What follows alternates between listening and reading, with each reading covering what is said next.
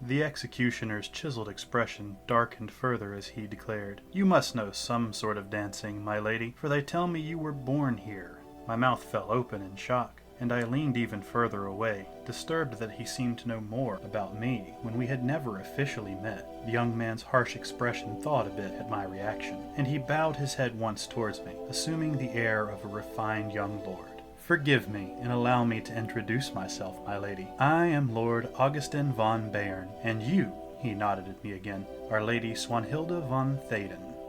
Welcome back, ladies and gentlemen. Today we are reviewing Mystic Passage, the second book in the His Name Was Augustin series. And in this book, we finally get to meet Augustin. But first things first. In an attempt to bring a bit more order to my reviews, I'm going to be doing things a little bit differently this time, and breaking my review into sections. And here's your one and only spoiler warning, because we're about to talk about what happened at the end of the first book. This is only a minor recap. I advise you go back and read the first book if you want to know the secrets as to why there's time travel. To set the stage, Swanee, her cousin Beth, and her cousin's boyfriend Joel decided to take a trip back to the 11th century to see how the Teutons fell. Both Swanee and Beth basically trick Joel into coming with them.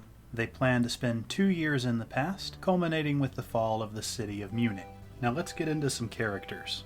Despite Beth's trickery and her anxiousness to see the past, she doesn't play a very big role in this book because she's killed by gypsies within the first 30 minutes. Luckily for her, this mode of time travel doesn't actually kill you if you die in the past. It just sends you right back to where you came from, exactly as how you left. Though I imagine the gruesomeness of her death will probably leave her with nightmares for years, if not decades, to come. The party isn't left short-handed for long, as soon they run across Freya, a girl who escaped slavery at the hands of the gypsies, and she is the daughter of a lord from the Rhineland.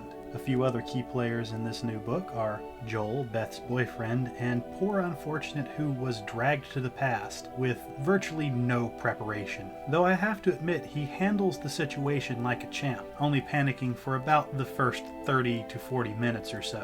Prince Otto von Bayern, the key holder and ruler of the city of Munich. Count von Meldorf, an older lord who plays host to Swanee and Freya during the events of the book, and I have to say, quite a likable guy. Despite being a lord, he likes to work with his hands as a farmer, and has little time for academics and linguistics. And the last of our major players in this book is the man who the book is named after, Augustin von Bayern, who I have to say surprised me, as he has quite a list of occupations. Occupations may not be the best word for everything that he is, but let's go down the list. Despite being the oldest son of the Bayern family, he's the city's executioner, not its ruler. He is also a scholar, a doctor, and the chronicler, and a Teuton priest. However, unlike the other Teuton priests, he is, let's call it, faithful. Let's go down the list of things that aren't actually an occupation for him. He is a murderer, an adulterer, a gambler, and an enjoyer of non-consensual activities that would probably get me thrown off of YouTube if I mentioned what they are. He's kind of the black sheep of the family, and all these things he freely admits to people who ask. Given his past, you can have some sympathy for who he is and what he has become, but sympathy isn't exactly acceptance. I can understand how he is who he is and how he got there, but I can also understand why people are very hesitant to be around him. With our players announced, let's get right into the story. Swanee, Beth, and Joel arrive in the past, but they're not where they need to be. Swanee and Beth originally intended to appear near the city. Unfortunately, Joel was not prepped well enough, and so they appear in the woods, and are immediately set upon by a tribe of gypsies. Now, if you know European history, you know that the Europeans don't much care for gypsies. And if they're true to how they're represented in the book, I can fully understand why. As upon hearing the word Teuton, they immediately attack. Beth gets a spear lodged in her chest, and Swanee immediately uses her powers to relieve him of the burden that is life. These events lead to Joel being pushed away from the group and Swanee having to go find him. Upon his discovery and his general panic at what he's seeing, since he has never seen Teuton elemental powers before, he's a little bit freaked out. Swanee, using her elemental enhanced body, drags Joel away and down a river, freezing everything in her path as she goes. Finally, they come across a log that's floating down the river that's large enough to support them, so Swanee decides that's what they're going to ride. Joel, being in shock from being attacked by a tribe of murder hobos, and finding out a girl he goes to school with can basically freeze anything at will, and not knowing where his girlfriend is obviously a little bit upset, but is quickly calmed by an explanation. It's during this explanation that they realize they are not on this log alone. They are sharing it with a blonde girl about the same age as them, who is an escaped gypsy slave. A poor girl who made a bad decision in her life and is trying to escape from it. Luckily, she speaks Latin, and so Swanee can communicate with her, and our party of 3 proceeds down the river for about a day in order to reach the city of Munich. When they arrive, it's too late to get into the city, so they are directed to a local lord's manor, where they are invited to stay in exchange for news from the road. This is Count von Meldorf, a kindly old lord who's more interested in farming and business than other lordly pursuits as in academics and politics. He agrees to let the party stay, at least until they can talk to the council of the city, where it will be decided whether or not they will be allowed to become members of the city. It takes about 2 weeks for them to actually get a meeting with the council, and this is where we first get to meet Prince Otto, who is the creator of the Torstein, the stone that allows Swanee to travel back in time. Unfortunately, it is only back at this moment because during their run from the gypsies, she happened to lose the little red stone that allowed her to go back. There is also another problem. According to Swanee's research, at this point in time, Prince Otto should be about 40 years old, as they were supposed to land about 2 years from the Saxon invasion of Munich. But he appears to be around her age. After the decision to admit them into the city as citizenry, she finally gets a chance to ask the prince why he appears so young. And the answer is simplicity itself. He looks so young because he is so young. Because once again, due to poor planning, they are not 2 years from their destination. They are 22 years from their destination. 22 years and they just lost their ticket home. Swanee freaks out a little bit at this. The prince, noticing something is wrong, inquires as to the reason for her distress, to which she tells him the truth. Kind of. At this point, the prince has traveled back in time using a song he created, but he has yet to create the stone that allowed Swanee to come back in time. Fortunate for her, the rules for using either are exactly the same, and that information from the future should not be disclosed to people of the past. So the prince understandably does not ask her the reason for her being there. However, when Swanee asks for the song in order to return her and her cousin's boyfriend to the present, the prince promptly informs her that she has a way home by dying. Informs her of his own trip and how he got back dying in the Roman Colosseum. There is small comfort in this information that now Swanee knows that Beth is okay and alive in the 21st century, but now she has to spend the next at least 22 years in the past. This is where Joel actually steps up and shines a bit. He adopts a very when in Rome attitude, stating they should probably get jobs and make families, basically blend in with the populace. And so they set about doing just that. Joel goes into the city and gets a job as a metalworker. Swanee and Freya stay at the Meldorf estate, as Swanee was able to convince the council that both herself and Freya were of noble birth. And so the courtship begins.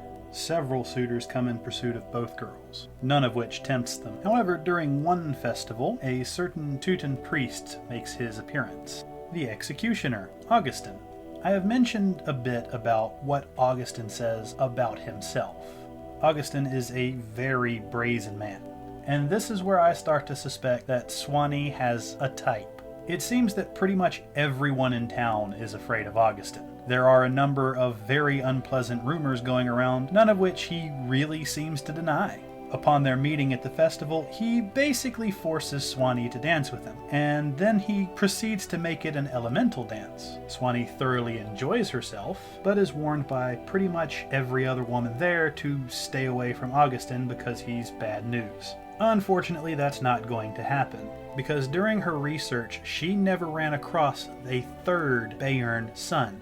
Augustin isn't supposed to exist. So she decides to sneak into the town's records to find his birth certificate to determine why he's there and why he's not in the future. Showing an unfortunate lack of foresight, she decides to go in the middle of the day in spirit form. And while attempting to search through the records, who should she run across but Augustin himself. And like a hungry bear who just spotted a wounded rabbit crawling into his cave, he smiles in delight at this new victim that has no idea what is about to befall her. Fortunate for Swanee, her lack of wisdom doesn't end with her dying and being sent back to the 21st century. Augustin becomes shocked when she asks about his birth certificate. He presents it to her, which almost mollifies her curiosity. Unfortunately, this brings up an uncomfortable question she didn't think was going to come up. Augustin goes in search of her birth certificate. Despite the long list of unpleasant things that Augustin is, he's not stupid. When he cannot find her birth certificate, he confronts her about it, which leads to him finding out the truth, mainly because Swanee is afraid he might actually kill her. Probably because he keeps threatening to actually kill her. You get the real sense that Augustin enjoys the act of killing, mostly because he admits to enjoying the act of killing. And we don't just have his words to go by. During Oktoberfest, Swanee comes across a most unpleasant sight. While walking through the woods at the end of the day, she runs across Augustin violating and sacrificing his previous dance partner to his lord and master Wotan, the devil who gave the Teutons their power. He even goes so far as to cut open the chest and eat the heart of this unfortunate woman. Augustin's little sacrifice truly disturbs Swanee, but after some explanation that the woman was a Saxon spy, and Swanee's knowledge of what the Saxons did, she is persuaded to tolerate, if not entirely forgive, what she saw.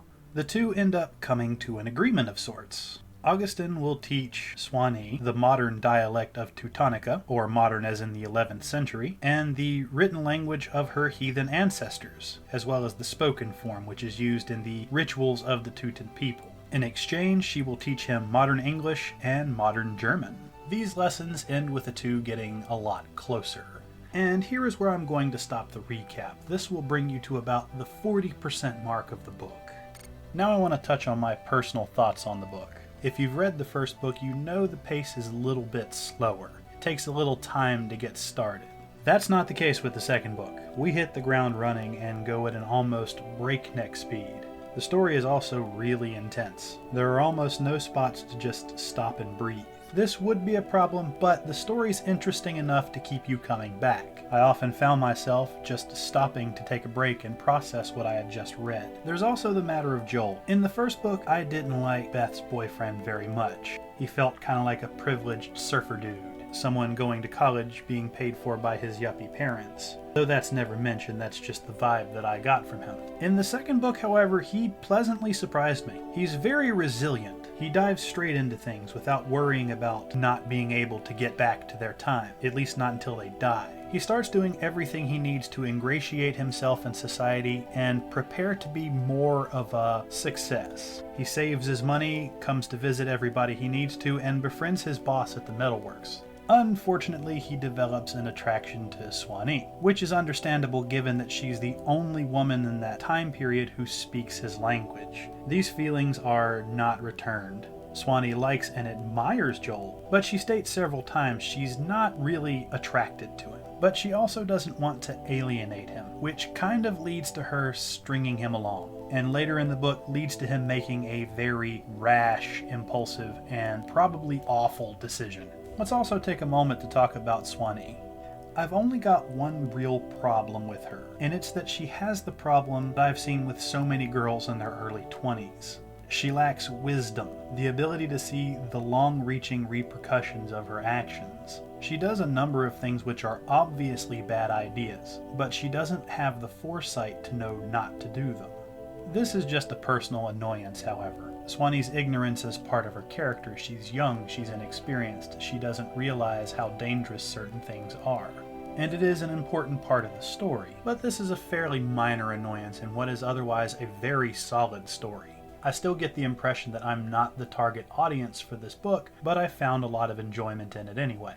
The world building is very solid. The characters are fairly complex and interesting. And while I'm not a big fan of romance, the relationships are believable in how they came about. I understand why they are doing what they are doing, and how they arrive where they arrive. If you like paranormal romance, you're probably really going to like this book. If you like dark and twisted things, you're also probably going to like this book. If you're just looking for something to read, you won't be disappointed reading this series. It's one of those books I would advise reading along with someone else. That way you could stop every 2 or 3 chapters and discuss what's going on. Because you're going to want to. This book has a lot of information in it. But with all that being said, I will leave you all to your readings. If you enjoyed this review, please like, share, and subscribe. If you're an independent author who would like a review of your book, please follow the link in the description and leave links to where your book can be purchased and where people can get in touch with you. Thank you.